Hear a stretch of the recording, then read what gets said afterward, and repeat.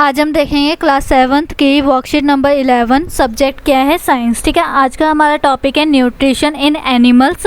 तो आज हम पढ़ेंगे उसका सब टॉपिक है स्टमक एंड डायरिया। ठीक है, तो an interesting story about stomach ये पढ़ते हैं पहले, उसके बाद पढ़ेंगे डायरिया के बारे में। In 1822 a man named Alexis Martin was badly hit by a short gun. ठीक है, तो क्या हो गया था, गन से वो शूट हो चुके थे।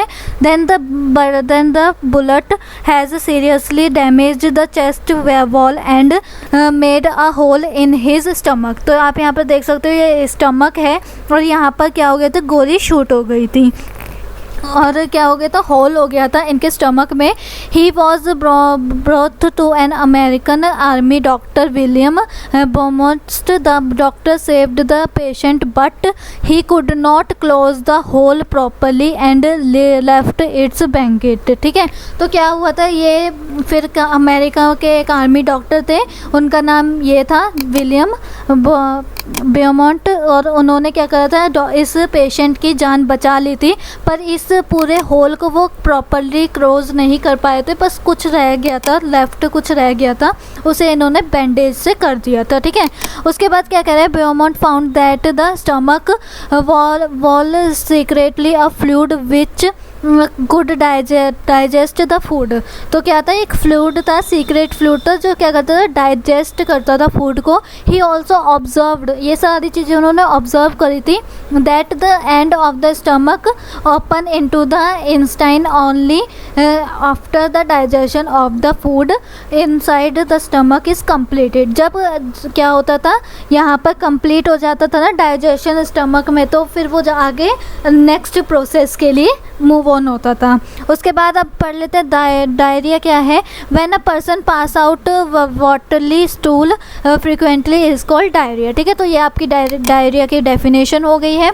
डायरिया इज कॉल्ड डास्ट इन हिंदी। ठीक है, it may be caused by an infection, food poisons and digestion. ठीक है, इन्फेक्शन से या इन फूड पॉइजन से ये हो सब कुछ हो सकता है, डायरिया हो सकता है। Diarrhoea is a kind of disease, ये एक डिजीज़ है। Under serve conditions it can be fatal. This is because of the excessive loss of water and salt from the body। क्या होता है, ये जब हमारा बहुत ज़्यादा मात्रा में पानी और सॉल्ट का, इन दोनों का क्या हो जाता है, बाहर निकल जाते हैं ज़्यादा मात्रा में, जब हमें लगती है तो ऐसे अगर बाहर निकल जाते हैं तो इससे हमें ये हो जाती है, ये डिसीज़ हो जाती है। Diarrhoea should not be neglected, हमें इसे इग्नोर नहीं करना चाहिए।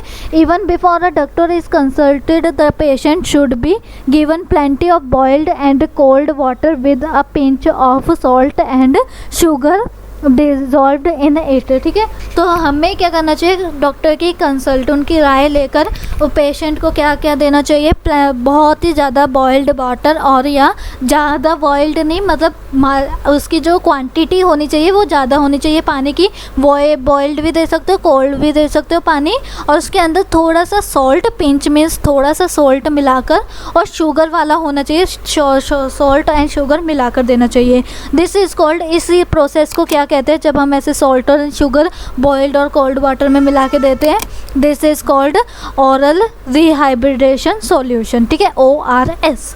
अब नोट करने वाली क्या बात है, the loss of water from the body of a person through watering is called dehydration. ठीक है, तो जब हमारी बॉडी में से लॉस हो जाता है ज़्यादा क्या वाटर, तो क्या किसकी वजह से, वाटरी स्टूल की वजह से, तो हम उसे क्या कहते हैं, डिहाइड्रेशन। ये रिहाइड्रेशन है और ये डिहाइड्रेशन है, तो डिफरेंस है। ठीक है, अब आते हैं नेक्स्ट क्वेश्चंस पे, देखते हैं कैसा है हम, मतलब जो हमने ऊपर पढ़ा वो हमारा कितना आया। तो right the full form of ORS, तो हमने अभी यहाँ पर देखी थी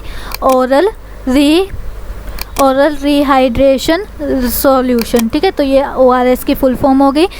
सेकेंड क्या है, what is diarrhoea, how is diarrhoea caused.